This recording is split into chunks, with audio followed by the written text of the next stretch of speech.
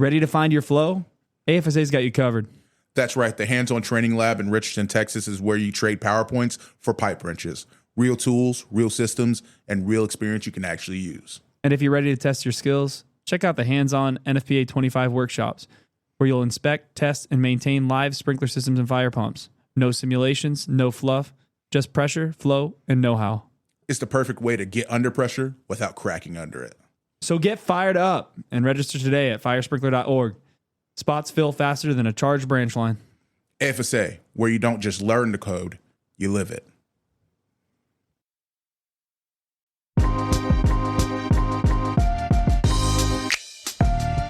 Welcome to the K-Factor podcast, where we turn up the heat on all things fire protection. Brought to you by the American Fire Sprinkler Association, this podcast sparks conversations about the latest technology, trends, and tools shaping the industry. Join the AFSA tech team as we fan the flames of innovation in fire safety. We're here with Kevin Hall. We've also got Eric Andreessen and Nate on the board. So, Kevin, how are you? I'm doing very good. Always good to be down here in Dallas. What brings you in? Just in town for the week, teaching intermediate design school. It's been going good? Yeah, not too bad. Luckily, Al's covering the class this week. Or not covering the class this afternoon while I do this. So, doing some Revit work, having to draw sprinkler systems. So, got all my lectures out of the way early in the morning. So we had a unique experience as one of our first podcasts, and the topic was kind of up to you. It was sprinklers. That's what you chose. That is what I chose. That was more of a joke because that was all-encompassing general. So I thought you'd pick up on me being a smart ass normal. Well, we're doing sprinklers. Joke's on you. The joke's on you. So I guess to start it off, what would you've been teaching a while. What would you think is the most important myth or something that's out there that just kind of bothers you about sprinklers? Oh, let's see. Some stuff that just came up in class this week. Mostly just making sure you don't cherry pick stuff out of the book. So, I mean, we're doing some storage layouts, doing some ESFR sprinklers, and, you're going into figuring out what the obstruction rules are, and someone's like, oh, you just got to be 3 times away from the obstruction. I'm like, are you sure about that? Is that, where's that rule? I'm like, it's 3 times rule. That's what it is. I'm like, is that in the right chapter? Does that apply to all sprinklers?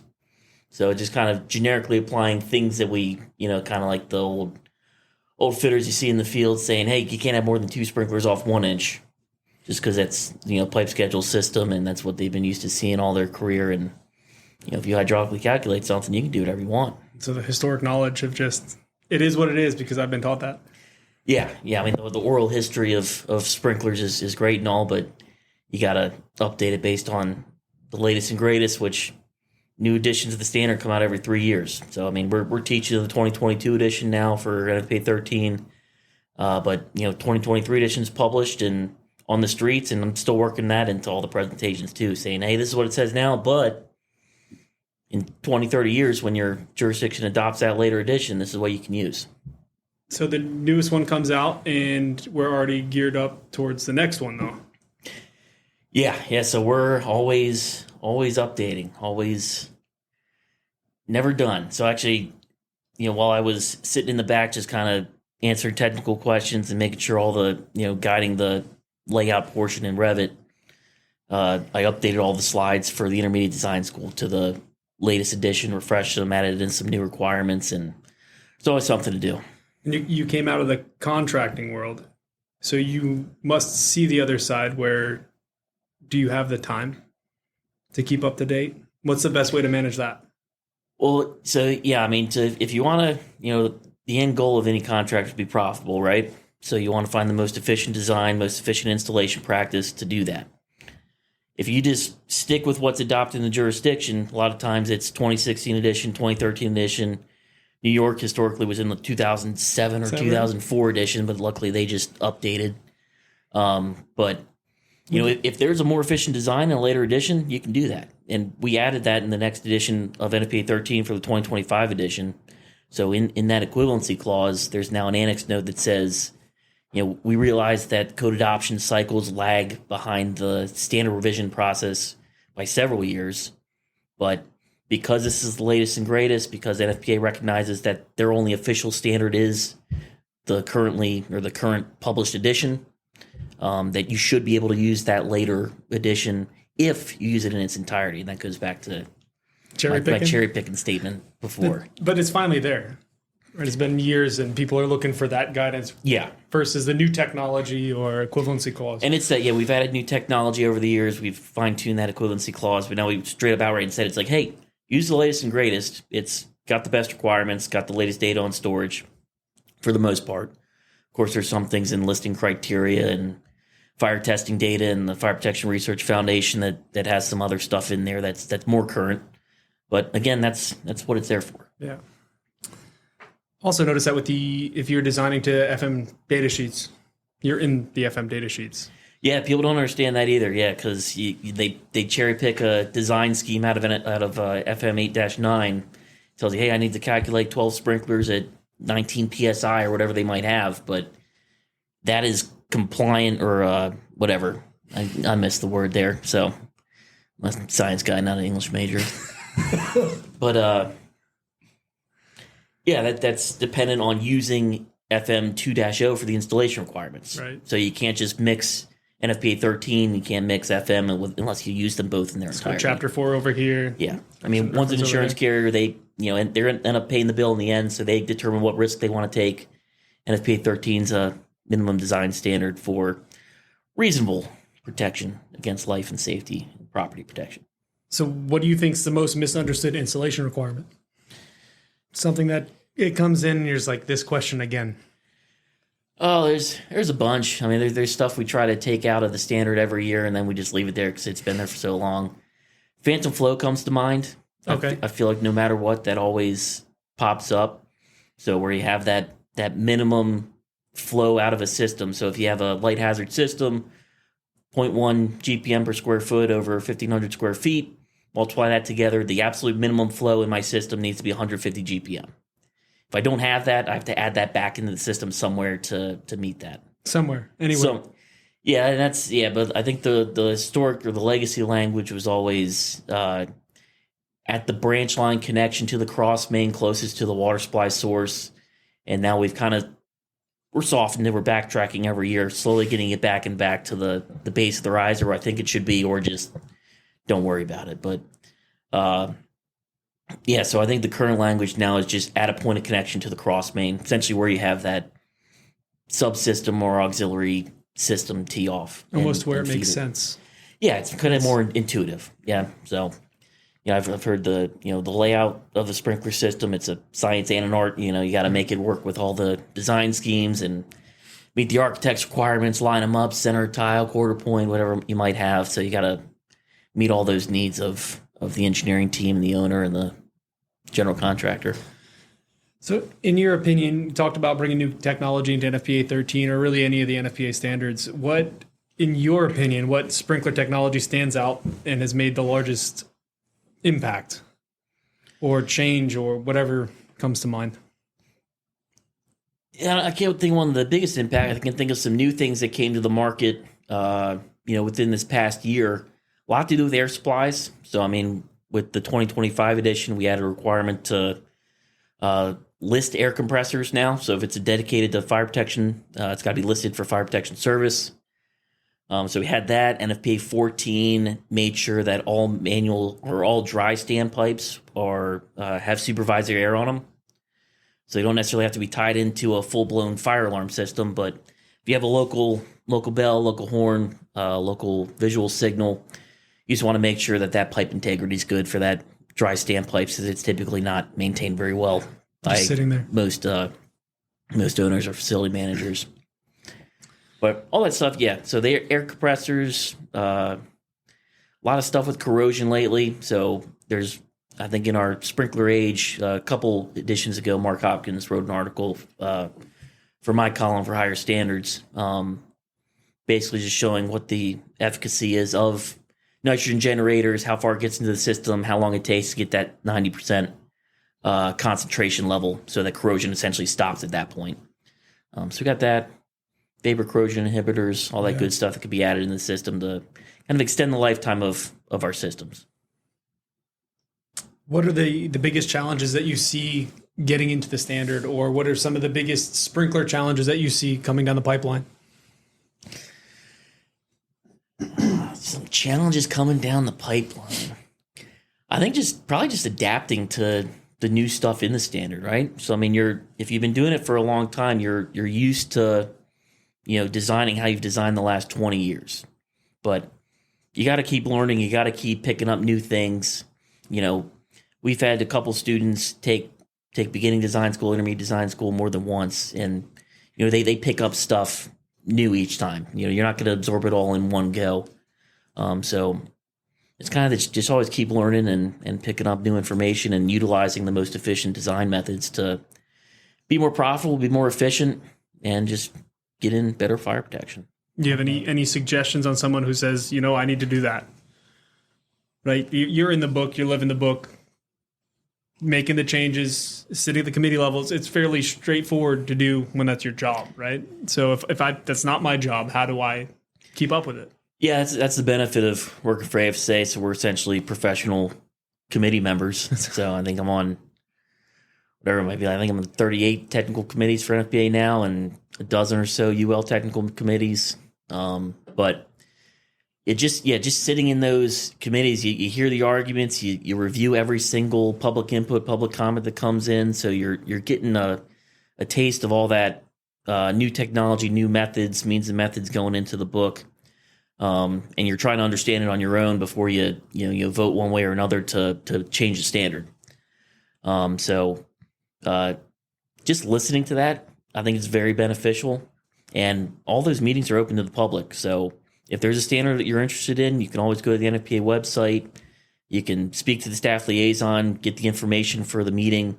They're all pretty much virtual, hybrid, Teams-based at this point. There's only a couple committees that only do in person, and that's because they're smaller and need to get a quorum, or there are no quorums, but get enough people there to talk about it to make effective changes.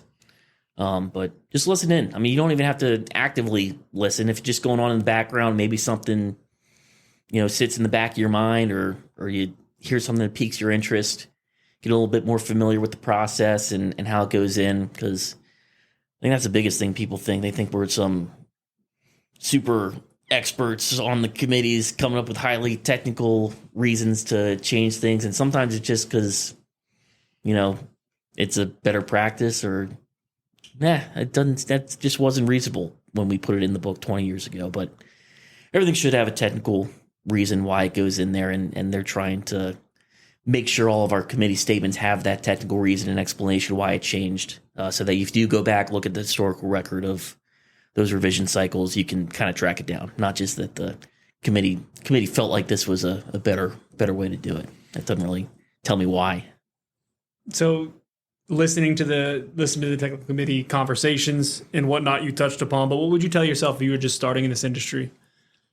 What's the best way to get there, be successful?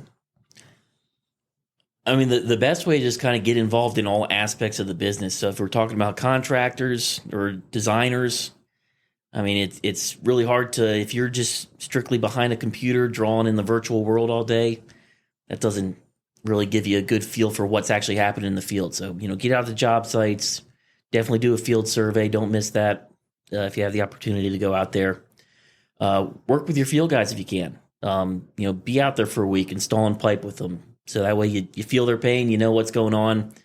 That way you take you think about it twice before you start speccing Schedule 80 steel to go into a project, just because that's what the spec said. Maybe that's something you start questioning at the beginning stage of the project, saying, hey, are you sure you want Schedule 80? Because I'm pretty sure all my foreman, fitters, apprentices, they're going to kill me if I actually send that out to the job site and say, hey, go hang that 20 feet in the air. It's all about the gains. Yeah, that's right. Yeah. So I got a burning question for you. If you were a fire sprinkler, what sprinkler would you be and why? You were a type of fire sprinkler. If I was a type of fire sprinkler, I mean, everyone loves an ESFR sprinkler, right? But I don't want to pick that because that's what everyone would pick. So go with the CMSA sprinkler, control mode specific application. It's a storage sprinkler. It's robust. It's strong. It But it just gets the job done. does a good job. It gets the job done. Yeah. It just So for those who are listening and heard you and said that you need to listen to the technical committee, could you give an overall explanation of how that works, what it looks like? Yeah, so if we're just talking about NFPA documents, so every document's on a revision cycle. 3 to 5 years is what it goes through. And during that time, there's 4 different stages of that revision cycle. So you have a public input stage. Essentially, the whole document's open. Anyone in the world can log on to NFPA. You don't have to be a paid member. You just have to have an account with them. Go into the document, make a public input. So basically, you're providing a suggestion for how you think a requirement should change, and then providing a technical reason why you like a substantiation for it. Biggest thing I see in the committee and how things get shot down pretty quickly is, the committee's looking for specific language to accomplish your change. Just simply not providing any input and just saying like, I don't like this for blah, blah, blah reason. We're going to be like, okay, we'll propose something and we'll give it the thumbs up or thumbs down. So try to take a good college try at it and come up with some language. The committee will help you along the way as long as there's a starting point, but just if there's nothing to go off of, it's a real easy rejection to, take off the agenda for the day. So you're saying the quality of the input's better than the quantity of the inputs? Or is that your approach too? I don't know if I put in like over 150 for NFPA 13 last cycle. So a little bit both. Yeah, I mean, definitely. I mean, if you put in a lot of inputs, they definitely need to be quality. If you put in a whole bunch of garbage inputs that don't have a lot, then you start seeing the same recurring inputs coming up without any substantiation, and they might inadvertently just get discarded because the last couple weren't credible. Yeah. But I mean, yes. I mean, do an input, get involved in that portion of it. We're here to help anyone with that if they need to, further understanding of the process. And essentially it repeats itself. I mean, you do the public input stage, you do the public comment stage, which is the same thing, but you can only touch portions of the standard that were modified or addressed during the first draft meeting. Then you got your NFPA technical meeting, which is always fun to go to. So, I mean, we always have something to argue at the NFPA conference and expo every year. So, and that's always based on our membership input and our technical advisory council, which we just kind of ramped back up this past year. Yeah, what's that all about? Yeah, so that's just a way for our members to have a voice on the committee. So, I mean, we hold organizational seats on all these NFPA technical committees, which means we represent a larger body than just ourselves and our personal opinions. So, representing AFSA, we still need some members to kind of give us that input. We have a general idea how we think things should go, but definitely want to bounce those off of our members, have our members bring ideas to us, and get that buy-in. So currently we got a 15-member council, so at least one person from each of our regions. I think we got eight or 9 regions now. A couple at large, a couple of our larger contractors have automatic seats because they are national in scope. Then we also have some ex officio members. So manufacturers, suppliers, UL, they sit in just kind of, they're a non-voting seat, but they provide some guidance and background just in case the committee needs some additional information to make a decision. But, they'll review any public input, public comment that we're looking to submit on AFSA's behalf, look at some ballots to see if they want to direct any votes one way or another, and then come up with any certified amending motions or stances on certified amending motions for that June meeting of NFPA in front of the whole big crowd up there, which I think is it's in Vegas this year. Vegas is a good one, even though you tend to win more than I do. That's right, yeah. Good old Buffalo. So the TAC committee is really to get the membership's voice of the boots on the grounds as we're making our discussion in the technical committee. Yeah, and it's a good committee. We're still getting kind of our feet under us, getting a feel for it. It's new to this association. The previous iteration of it was more developing technical content, not really involved in the standard development process. But We had a good chair. So Parks Moore out of Pie Barker down in Alabama. So he's our chair, professional engineer. So he's guiding that group. And got our next meeting coming up end of January in 2025 to go over some 13 public inputs for the 2028 edition. So when our grandkids are using that's right, the yeah, NFPA 13, it never stops. You know, I just got the 2025 edition of 13 in the mail, and now we're just going to change it to update stuff for the 2028 edition. And I got a running log of public input, so it's ready to hit send. Yeah, as questions come in, we're constantly logging them, and there's a whole bunch of stuff for that council to review in January. So we have differing requirements for residential installations between NFPA 13, 13B. How do you see that as an impact of contractors, and what should they be aware of as more residential comes to the market? It seems like there's kind of a push to get more residential sprinklers in. Yeah, I think you guys understand the main goal of which document you're using. So NFPA 13 is a property and life safety standard. NFPA 13D is solely for life safety. So we're talking about a 7 or 10 minute water supply for an NFPA 13D system protecting a 1 or 2 family home. NFPA 13 could be anywhere from, you could protect a single family home with a 13 system if you wanted to, but you can go from that all the way to a mega warehouse. Well, you can. I'm not sure my budget's going to allow me to 13 system in my house. It's not that different. You're just putting sprinklers in closets and a couple bathrooms that you wouldn't have before. What trends do you see shaping the sprinkler industry in the next 5-10 years? It seems like manufacturers come out with new products every day, like just increasing efficiencies. So, you got new groove sprinklers coming out. We got new storage designs and schemes. So I know where there's a couple Fire Protection Research Foundation reports in progress. Biggest one, I think, parking structures. So I think hopefully in the next year or two, we're going to have an answer for how to actually protect them. It's been a while. Yeah, it has been a while. Luckily, so we've been kind of wishy-washy on how to protect them, what the occupancy classification should be. It was Ordinary Hazard Group 1 for a bit, then we took it out of the book, then we put it back in as Ordinary Hazard Group 2 in the annex. And again, those are just examples. That's not a hard rule to have to do that.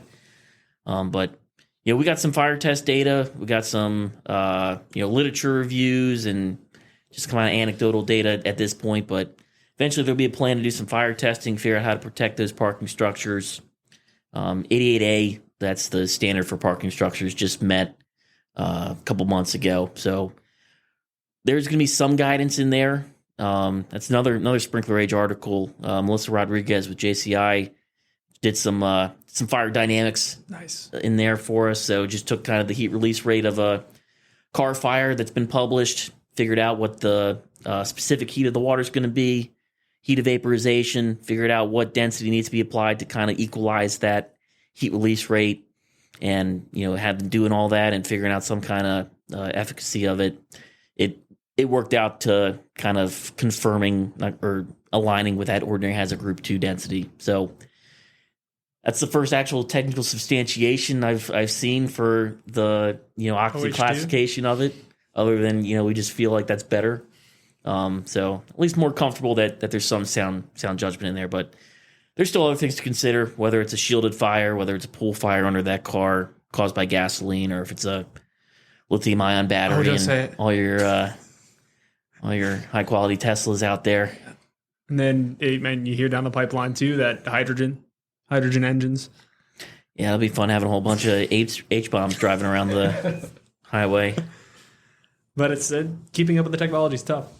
What can you elaborate on any AFSA technical wins that you've had with contractors, maybe on the technical review side, or anything that's just been a major win that you've come across and been like, wow, that's good? I'm sure there's a bunch. And if people aren't aware, we do have that technical review service where our members can just ask us any question, and we do the research for them, come back with a response based on the standard, provide you some references and guidance, and go back through the history of the standard changes and tell you why it happened, when it happened, and also give you some updates on what might be newer. So we answer it based on the edition they ask about, what's adopted in jurisdiction. But we always tell them what the latest and greatest is, just in case. But there were a couple in there. I think there's probably one where there's like a positioning issue with the sprinkler, and they were told they had to replace all of the sprinklers. They didn't budget for it. It was a contract job, so they didn't budget for it. So that would have just completely blown the budget out of the water. No Christmas bonus. Yeah, right. Yeah, but so I think we did find a path for them where it showed a different leniency for that positioning to the deck and allowed all those sprinklers to remain in service, and they were still compliant with that alternate approach. So I think that one was more just applying the existing system requirements versus the new requirements, which again is another new thing that we kind of have cleaned up in the last couple editions, is creating that Chapter 30 for existing systems so that they all live in a single chapter, and you don't have to go outside of that if you're just modifying an existing system. You got all your allowances, all your extra provisions, and omissions that you can do right there. So you said sprinklers. We might as well tie this into sprinkler systems. A means to provide for backflow. And the conversation comes up pretty frequently. Main drains? Mm-hmm. Does that work? Yeah, it's a means. Yeah, what do you mean? That's a means. How are you going to measure that? Yeah, so I mean, our position on that was always, you really have to measure it, because what the standard allows you now for those main drains, I think starting with the 2016 edition, you had the main drain sizing table in Chapter 16, which says for, whatever the sizes are off the top of my head, I can't remember, but that's why we got Eric here to look stuff up for us. But our in-house correspondent. Yeah, but I mean, 4-inch riser, you need to have a 2-inch main drain. But in 2016 edition, we made sure all those entries said 2-inch or larger. So that way, what you could do and how this can apply to the backflow preventer is if you create a main drain and size it the same as size as your system riser. So if I got a 4-inch riser and I just tee it off with a 4-inch main drain, if I open that valve up, that's system demand. Do I need to measure it? I mean, that's the most that's ever going to come out of that system if I got a 4-inch open outlet there. So do I need to measure it? Probably not. But I mean, I think there has been a couple committee statements that said you probably should measure it. And I think the guidance now is to provide a test header. That's the primary requirement now, similar to a fire pump versus other approved means by the ASJ. Oh, you can't go without talking. Yeah, I was about to say, Eric, you gotta What are you doing? use your voice. Come on now. Main size Yeah, is just- based off of the riser. Up to 2 inches, you can have a 3/4 inch drain size. Is that 2.5 to 3.5? You're up to 1.25 inches, and over 4 inches, you're at 2 inches or larger. Yeah. So that 2-inch drain, a little misleading. Can be smaller. Could for a 4-inch pipe it's 2-inch, right? Yeah, and then you So- can increase it if it's stacked. But I know a lot of that terminology out there: 2-inch drain, main drain. Right. Right. So ideally, probably marked on the drawings. Yeah, and you do have to identify the means of testing it on the drawings. So clearly identify it so both your plans reviewer and the guy doing it in the field knows how you plan on testing that. And as we all know, every owner maintains those as-built drawings for the lifetime of the system. So any ITM technician would come in after the fact and be able to read that testing procedure. You got a cabinet now. That's true.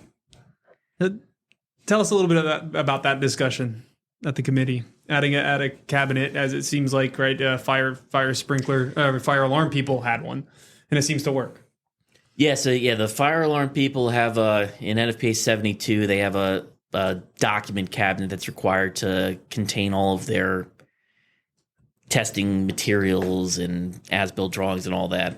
And that's good. In 72, their document contains both installation and ITM requirements, so they can kind of coordinate and correlate all those requirements. 13, we got installation requirements only. 25's got the inspection, testing, and maintenance. They're separate documents. There's no correlating committee, so they both kind of can just do what they want. So the way it shook out in 13, there is a section in there now that requires the document cabinet, but it doesn't specify what exactly a document cabinet is, other than it houses your as-built drawings, test reports, contractor materials, and test certificates, and it just needs to be as large as it needs to be to house those documents. So It's a big box. well, it could be a big box, or it could be a tiny little Zoolander computer that you open it up and it just got a little flash drive in it. You know, that you can store the documents electronically. You know, I always say, like, if I was doing it, my document cabinet would be the bottom file drawer in the maintenance office. That's a document cabinet. So as long as the main thing is it just needs to be accessible. We got to have those documents. And as contractors, it's hard for us to do that. We're not an enforcing agency. You know, we don't have any power to mandate people to provide us their drawings, but the AHJs do, and we do a lot of training with AHJs, kind of doing presentations on enforcing NFPA 25, using the fire code, using their power of enforcement and penalties and permits and all that good stuff to get people to understand they need to keep those documents. It's important for their system. You know, their buildings are open to the public, so they need to maintain some level of life safety on that building. So another burning question. NFPA 13's out of it. Your favorite NFPA document other than 13? I enjoy NFPA 14. Not 420? Nah, no. That one's you have to talk to Steve Layton about NFPA 420. He's our resident marijuana facility expert. Oh. Yeah. What makes him the expert? Lives in California. Oh, Does it? okay. Yeah. I was just curious. It's either that or Colorado, right? High piled storage. No, I really do like standpipes, and I think they're often overlooked by sprinkler contractors. You know, it is a separate system. It's got a separate calculation that you have to do. Just the nuances between manual and automatic standpipe systems. Those are things that, you know, every time I do a standpipe presentation, there's always a dozen people in the room that it clicks for. I'm like, oh, I didn't realize that's what the requirement actually said. So we're actually doing fire pumps tomorrow in intermediate design school, and then standpipes on Thursday. So Nice. I'll be able to do my standpipe presentation in a couple days. What's your favorite class to teach? I like this. So I mainly do intermediate design school, which goes over the storage, fire pumps, standpipes, and seismic. And then advanced hydraulics, which goes over basically anything that's not a sprinkler calculation. So water storage tanks, fire pump sizing and selection, relief valve sizing, test header sizing, diesel engine, all the Pressure tanks? Yeah, pressure tanks. Pressure tanks Yeah, I know. as well? Yeah. You and Eric love pressure tanks so much you just deleted the slide because you didn't feel like teaching that anymore. It sounds like an advanced topic to me. I saw that question come in a week or two ago. A guy was struggling during our office hours trying to answer a question for a beginning design school on sizing the pressure tank, and then didn't realize that we took that out of the curriculum, Yes. but didn't update The test, didn't update the exercises quiz, or whatever. that are yeah. required before you can go to the next module. It was deleted by the time that email was sent. Yeah, so I take a good half hour to go through it with him, and then get an email from Eric saying, "Oh, don't worry about it. We deleted the question." Oops. So, just to kind of tie up, if you had a crystal ball and looked at fire protection 50 years from now, what do you think it'll be like? Pipe might be a different color. That's it. Got to put water in pipe. It's got to travel some way. I mean, if you look at the timeline of where we started at, where we came to, I mean, there's not much different, right? It's the same technology. It's still a device activated by heat that puts water on a fire. You know, we're going to get more sophisticated designs, different design schemes, different ways, means, and methods to install it. But ultimately, we're still, it's been the most effective way for over 100 years, just getting water on the fire early. Water's a good controlling, extinguishing agent just based off its specific heat of vaporization. Cheap, abundant, Do you clean. think it goes more performance based? I don't know. There's other countries, right, that do. Yeah. So I mean, I think that's one of the, to your earlier questions, a misconception about, what is performance-based design. A lot of people think if I just say, hey, design or install Print NFPA 13 it's performance-based. It's really not. It's a prescriptive standard. You follow all the rules in there and then you come to a final conclusion. Performance-based would be kind of like in the absence of any design criteria out of 13 and disregarding all the installation rules in there. You're saying, hey, I want to put these sprinklers halfway up the wall because it's doing some kind of performance objective. But, otherwise, if you're just following the rules in NFPA 13, that's not performance, that's prescriptive. And unfortunately, a lot of our contractors get hung up in that, their contractual obligations where, you're fighting over, hey, was it actually performance-based design, or did the initial engineering or project team not do the legwork and do all those things required by the owner certificate that they have to provide with? Owner certificate? Yeah, owner certificate. What? Yeah, occupancy classification, storage heights, water supply analysis, figuring out if you need a fire pump or not, seismic design categories. These fire protection pixies you're talking about. That's right. No, but yeah, that's definitely something you gotta look into. Is there a fire loss that sticks out in your mind that I guess you have like a soft spot for, that's made some drastic changes or maybe a connection to? There's always not the go-to, but the common ones people talk about, Coconut Grove Station nightclub. I think we did like a report for Honor Society in college on it's like Little Angels or Holy Angels in New York City. I don't know if there's one that stands out. It's all not good when you have a fire loss and a loss of life in a building. So that's why we're trying to get, properly sprinklered buildings, all these high rises, residential high rises that don't have sprinkler protection in them. Right. Not really the best place to be. One that you've learned from the most, maybe? I guess, yeah, if you think of recently, so one of the committees I'm on is NFPA 13E, that's recommended practices for the fire service.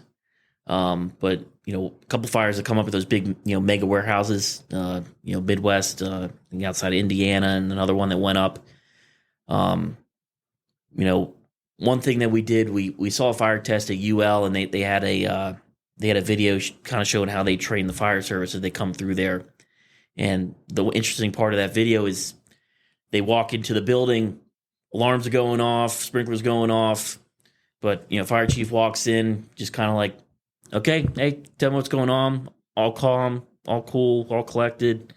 There's a sense of urgency, but there wasn't a rush to get in there and put water on the fire because it's like, hey, sprinkler system operating, it's doing its job. Let's figure out what our plan of attack is and then go from there. But that's the biggest thing is let the sprinklers do their job.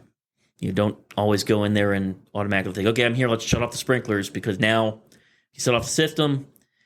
You might get some visibility for a little bit, but now that fire is growing until you can get hoses on the fire in the seat of it.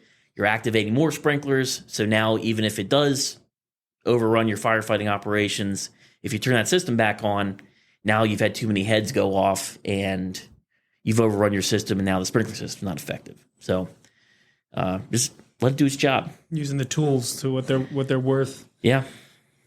Yeah, I guess that question, something that stuck out to me was Station Nightclub fire, when you see the before and the after with sprinklers, when it's modeled and performed versus after, just kind of eye-opening. And we learn a lot from every fire loss. We're going to top this one off. Last question. How would you explain the importance or a fire sprinkler to an alien that's visiting Earth 15, 20 years from now? That's soon, huh? I don't know. That's the way that they're talking with AI and things like that, right? You never know. If it's like signs, it'd be like this is like a death device for you guys, because they get like sprayed with water, and that's how they don't like water. I guess I ruined the movie for you. The Wicked Witch of the West, maybe. Yeah, essentially, yeah. I guess they stole that from the Wizard of Oz. I don't know. Just say we're humans. We can burn. It's not good. So we have these sprinklers that are ready and waiting to help us all get out of these dangerous buildings if they were to catch on fire. And hopefully they understand English. We're going to throw one more up for you. Okay. What is AI going to do to designing sprinklers? What do you think? So I've actually run across that. So, one of the guys I used to work with when I was in contracting, he went out to California, did a startup for a AI company that got since folded. But, they were trying to do something like that where you say, hey, here's my building, have an algorithm that essentially is like, okay, hey, I can look at this. You tell me this is light hazard, ordinary hazard, extra hazard. They're trying to build in all the obstruction rules and spacing rules into it, and then it would give you a generic layout of the system that you didn't have to modify. Didn't work 100% because the company doesn't exist anymore, but I don't know. I think there's just too many one-offs and nuances to NFPA 13. I don't know that there's going to be a way that you can ever just give NFPA 13 a chat GPT and say, hey, spit me out a sprinkler layout for this building. There's too many different chapters, too many figures that look exactly the same depending on what chapter you're in. So I think there's always going to be need for our layout technicians and our designers, luckily. So I think there's job security there. A little silver lining. It's not one that, the AI is going to take over from us. Now, could it be helpful in giving an initial estimated flow and pressure or something? Maybe if you have that, but when you get into the final layout of a building, again, it's more of it's an art and a science, making sure everything fits in the grid and fits the spacing. And, the hardest thing to teach people within the industry and outside the industry is the area coverage of a sprinkler, because it is not an intuitive process.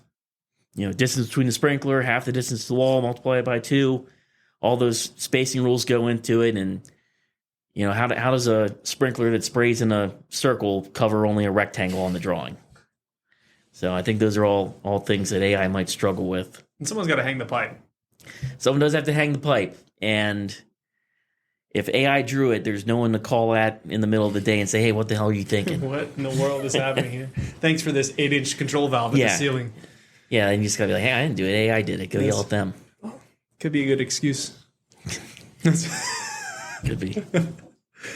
Well, Kevin, really appreciate you taking the time while you're here teaching a course with us to go over sprinklers. Maybe you'll come up with a less generic, more pointed discussion next time you're in town. I always thought the host was supposed to, figure out what to talk about. This is a different type of podcast, all right?